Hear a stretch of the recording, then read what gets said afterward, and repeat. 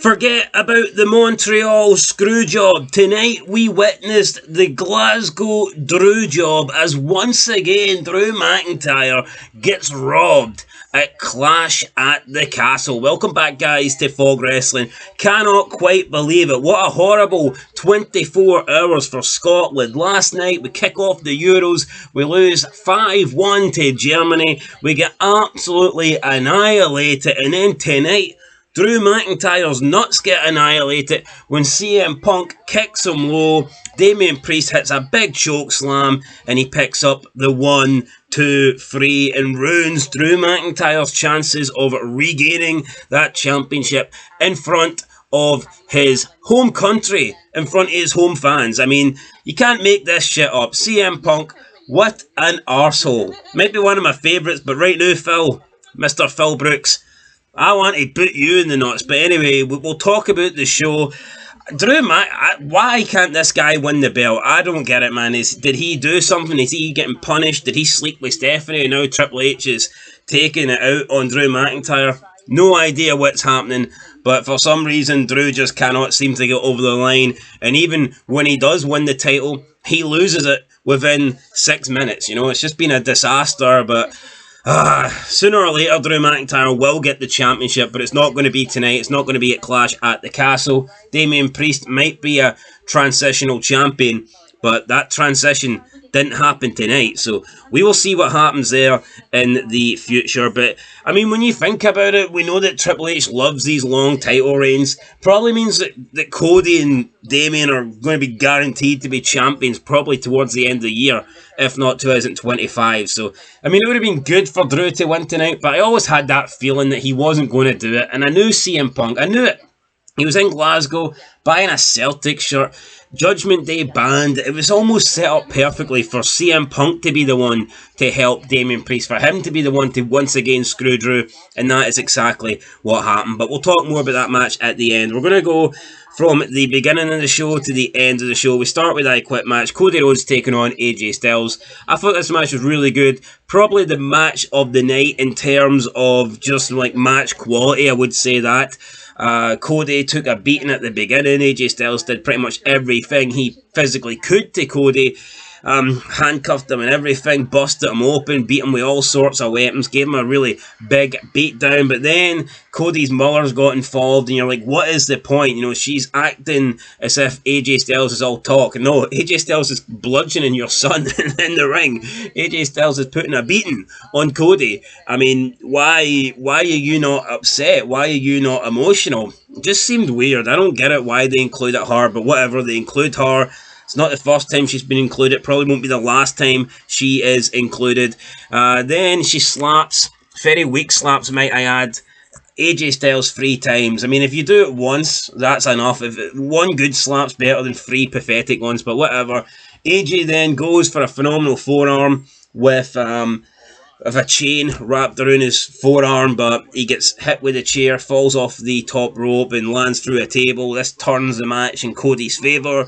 Cody then, turnabout fair play, he handcuffs AJ, then beats up AJ. Is AJ going to quit? No. He tells Cody to screw you, but then Cody goes to hit him with the steel steps. AJ then gives up, he quits, but Cody hits him with the steel steps anyway, and then he celebrates with his mum. Bit pathetic, really, isn't it? Honestly, how are we supposed to get behind Cody Rhodes? A guy that talks about his dad 24/7. Pretty much the only reason he's champion is because his father's Dusty Rhodes, and now he's involving his mother in these title matches. It's like, you know, just grow a set and go off on your own 2 feet. You know, don't be a daddy's boy, don't be a mummy's boy. You know, it's time to be your own man. But whatever, he doesn't want to do that.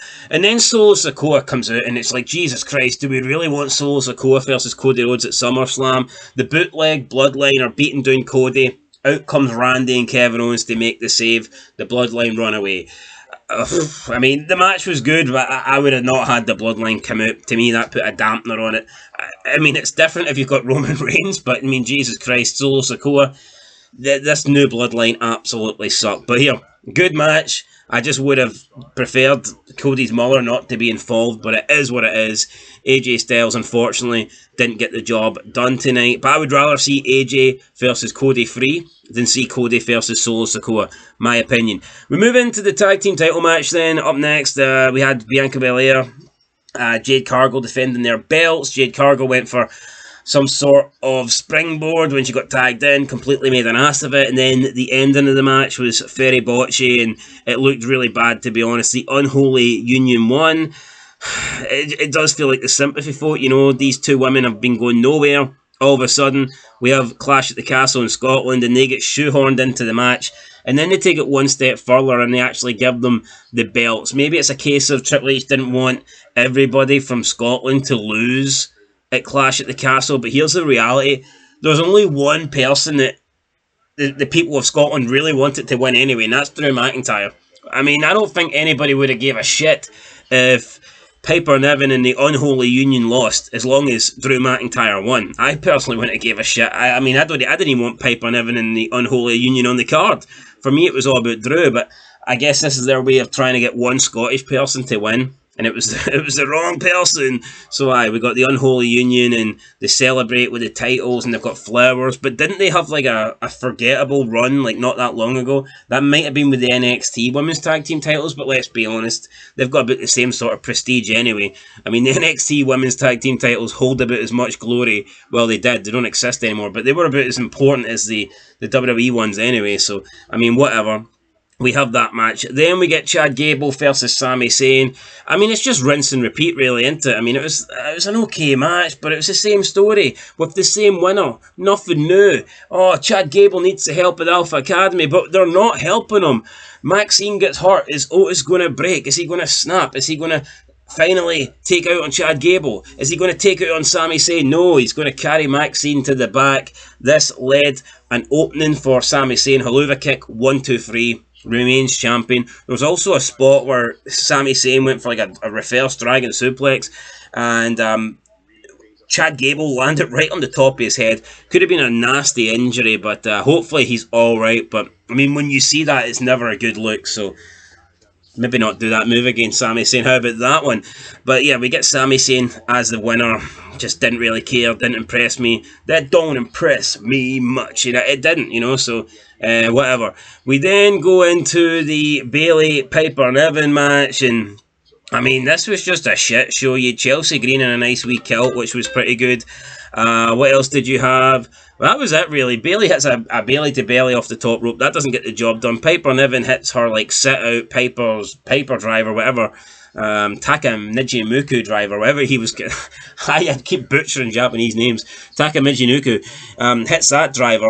And then she kicks out, and then Bayley, like, literally does a crucifix pin, and then rolls up Piper Niven, and unfortunately you get Piper's big Rikishi ass style cheeks just in the air. Not a pleasant sight, guys, at all. So the match wasn't great, and the ending was actually worse. So, I mean, probably it's a good time there to look away. I wouldn't have been surprised if they cut the camera at that point, you know. That's like a fucking rhinoceros arse just floating up in the middle of the ring. Nobody needs to see that. But Bayley's boring title reign continues. Then we move into the main event. Let's talk about it. Drew McIntyre comes out. We get the bagpipes, which is great. Scottish bagpipe players. Scotland the Brave is playing. Drew McIntyre comes out. There was no Broken Dreams. A little bit disappointing, but whatever. I mean, his theme's okay, but it's not Broken Dreams. Let's be honest. Drew McIntyre gets a massive reaction from the crowd, which you would expect. Damien Priest comes out. They don't really like Priest, and again, that is to be expected. So we get the match. It's Damien Priest versus Drew McIntyre, and it kind of goes, you know, 50-50, two big men. This looks like a legit world title match because you do have, you know, two big guys going at it. So we get that. Then we, holy shit, just seen CM Punk coming out to the press conference in a Celtic shirt. What the heck's happening here? So we get that. Damien Priest jumps over the top rope, gets his ankle caught. I mean, a bit of a funny moment there. Drew actually had to help him because the referee, I guess, wasn't strong enough. Drew's like, well, I can't win the championship unless I get Damien Priest uncaptured here, and unless I untie him. So he unties him. The match continues. Damien Priest is taken out. Drew McIntyre hits the Claymore. Damian Priest somehow kicks out. Drew McIntyre kicks out of the south side of heaven. And then the referee gets bumped. Drew McIntyre hits another Claymore. And 1, 2, 3, 4, 5, 6, 7. Damian Priest is down. Drew's got the cover, but there's no referee. But what's this? We get a checkered shirt running down to the ring. We get a zebra galloping down to the ring. Gets in the ring. Counts 1. Counts 2. Doesn't count 3 though, because it's the Glasgow Drewjob in effect. CM Punk, the so-called best in the world here. Well, tonight I'm calling him the biggest prick in the world, because he screwed, absolutely screwed Drew McIntyre out of this. Then he gave him the 2 count. Drew McIntyre confronted him. Punk kicks him down low. He then watches on as Drew turns around into another south side of heaven from Damian Priest, and that is it. There was no heaven tonight for Drew McIntyre. It was just hell. But I think when Drew gets his hands on CM Punk, he's going to send him to hell. And that was it. Drew obviously looking like he wants to kill somebody. Don't blame him. Damian Priest celebrates. He limps off to the back with his World Heavyweight title, and the Damian Priest era continues on Monday Night Raw. So that is it. CM Punk once again screws Drew McIntyre. Very, very disappointed here. But I guess it was to be expected. Will Drew finally get revenge? Will Drew finally come out on top on one of these occasions? He can't seem to come out on top with a championship. He can't seem to come out on top when he goes face to face with CM Punk. Is he going to have to wait to SummerSlam in order to get his hands on Mr. Phil Brooks? I mean, who knows? But I think if Drew McIntyre does get his hands on Phil Brooks, it won't take 2 minutes and 17 seconds like it took Mickey Gall. I reckon Drew McIntyre could actually batter Punk in less than 10, to be honest with you. The amount of frustration and anger he must be feeling right here, right now in Glasgow, Scotland. But that was it, guys. Clash at the Castle in Scotland. I mean, you had a good opener and you had a good main event, but unfortunately the stuff in the middle wasn't great. I'm not going to lie here and say it was good overall. I mean, it wasn't. You had a great opener and a really great ending with the main event. I know a Glasgow Drewjob, but at the end of the day, the 3 matches in the middle didn't really live up to what I was hoping for. Not that I was hoping for much anyway, but they didn't really deliver. Plus, there was no like wee backstage like vignettes or skits or angles or nothing. You know, we got nothing in between really to break up the matches. It's just all you get in between matches is WWE advertisements. I mean, who wants to watch that? Remember back in the good old days when you would get like multiple segments, backstage angles in between matches on pay-per-views? Remember that? I remember that when wrestling was good, but for some reason we can't get that anymore. So I'm going to factor that in. I'm going to give it a 5 out of 10. I mean, like I said, if the middle part of the show was better, then it could have got like a 7 or something like that. But for me, you take out the opening match, you take out the main event, and it really was, you know, bang average, lackluster in that middle part, and that's got to lose a few points for me. So I'm giving it a 5 out of 10, guys. Let me know what you're giving it. Drew McIntyre screwed again. The Drew has been screwed, and it's just not fair, but fuck it. He will win the title on one of these occasions. Scotland can't keep losing. Sooner or later, Scotland, the brave, they have to stand up. We have to be brave. We have to win something, so it's coming. SummerSlam, Money in the Bank, WrestleMania, Royal Rumble, Survivor Series, I don't know. But Drew will get this win back. I'm telling you, he's going to be champion. He's going to kick CM Punk's arse on the way to do it as well. Anyway, guys, that is it. I'll catch you in the next one. Let me know your thoughts down below. And also, for anybody that entered the £25 giveaway competition, I will be doing the... I need to add all the scores up first, and I'll be making a post on the community section to let the person know who won. If it's a tie, then there'll be a tiebreaker question for Monday Night Raw. I'll also post our Instagram and our Twitter account, and you can follow us on that so we can obviously make the payment. But it's also easier for competitions like this. We want to start doing more giveaways and things like that, but that might require like DMs so you can give us answers that other people can't see. So in terms of things like that, it is easier if you follow us on a Twitter DM or a Instagram, something like that, because then you can privately message us, and you can't really do that on YouTube. So yeah, I will post the Twitter, I will post the Instagram. Make sure you follow both of them, or at least one of them. You know, if you don't have one, then what you're doing, create one, and we can get some good stuff going for the rest of the year. But Fuck CM Punk. That's all I've got to say, guys. Fuck CM Punk. Till next time, peace.